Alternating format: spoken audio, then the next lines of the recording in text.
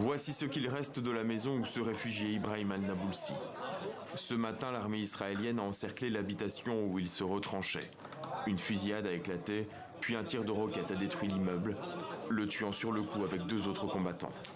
Le terroriste palestinien Ibrahim al-Nabulsi était suspecté d'avoir mené des attaques sur des civils et des soldats dans la région de Naplouse.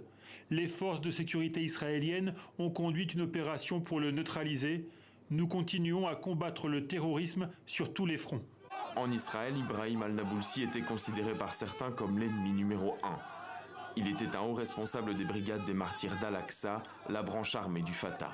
On le voit sur ces images d'archives, tenant un fusil d'assaut et le cercueil d'un militant. À plusieurs reprises, il avait échappé à des coups de filet de l'armée israélienne. Son corps a été transporté à l'hôpital Rafidia de Naplouse. Non, ils n'ont pas gagné. Il y a des centaines, des millions d'Ibrahim. Il n'y a pas qu'un Ibrahim dans ce monde. Tous les Palestiniens sont des Ibrahim. Selon le Croissant Rouge, au moins 30 Palestiniens ont été blessés lors de l'attaque. 2 violents heurts ont éclaté ensuite. L'armée israélienne a riposté en ouvrant le feu.